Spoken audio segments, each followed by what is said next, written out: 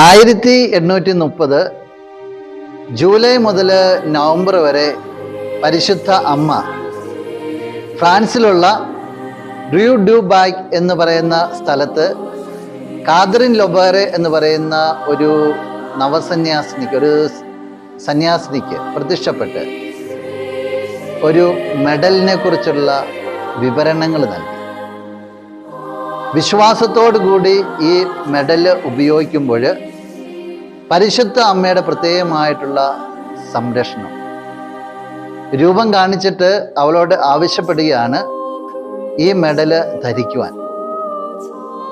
ഈ മെഡലിൻ്റെ പ്രചരണം തന്നെ പരിശുദ്ധ അമ്മ അമലോത്ഭവയാണെന്നുള്ള സത്യത്തിലേക്ക് വഴി നയിക്കുന്നുണ്ട്.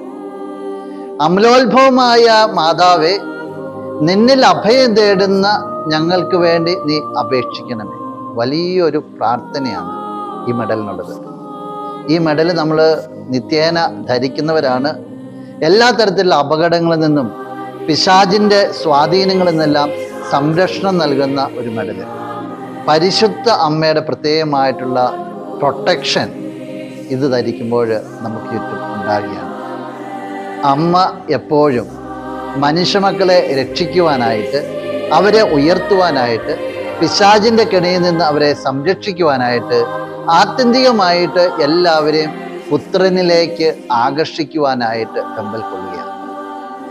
നീ ഈ മെഡലിനെ അറിയുന്ന വ്യക്തിയാണെങ്കിലും അല്ലെങ്കിലും ഒന്നോർത്തോണം, പരിശുദ്ധ അമ്മ നിന്റെ കൂടെയുണ്ട്. അമ്മയുടെ സംരക്ഷണം നിന്റെ കൂടെയുണ്ട്. നിന്നെ അമ്മ പുത്രൻ്റെ അടുത്തേക്ക് വിളിക്കുന്നു.